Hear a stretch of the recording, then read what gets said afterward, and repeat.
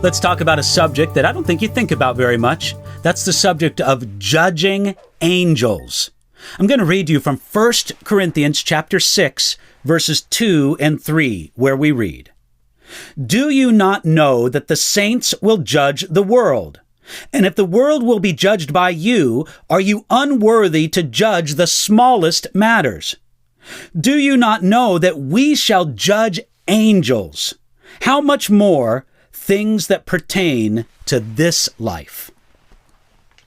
Paul had to directly confront the Corinthian Christians because some among them were suing each other, taking each other to court over matters that Christians should have been able to settle among themselves.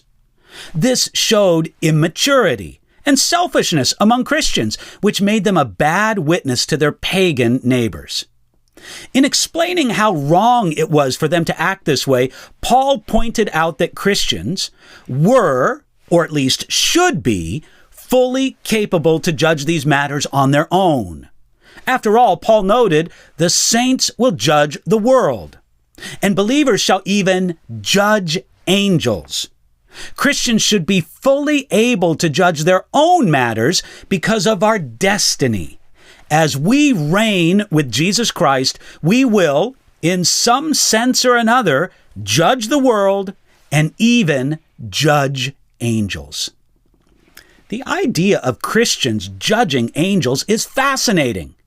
It does not mean that we will sit in judgment of faithful angels, as if we could penalize them for letting us down or not being there for us in a critical time. However, we will have a part in judging evil angels. We can't exactly say when or how this will happen, but it does remind us the believers have a glorious future. The destiny of redeemed men and women to one day be higher than the angels and to even sit in judgment of them, that must greatly annoy a certain high-placed angelic being.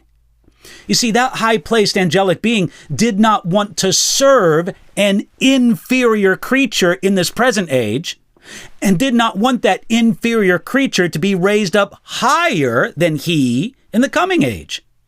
So this high-ranking angel rebelled against God, and he remains determined to keep as much as humanity as possible from sitting in judgment of himself.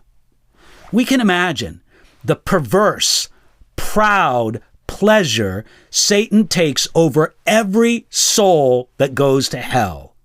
It's as if he says, they won't sit in judgment over me.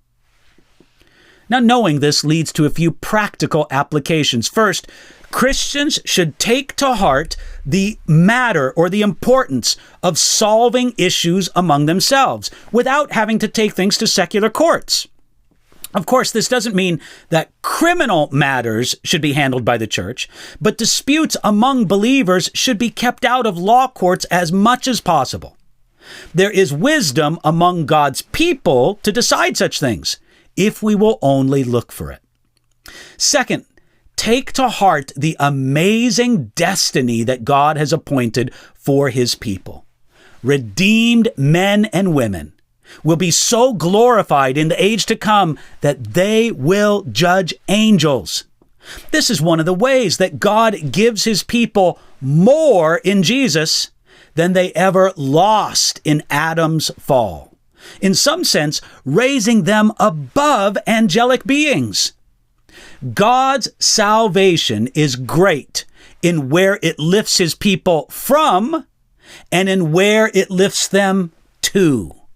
Let your heart rest in that today.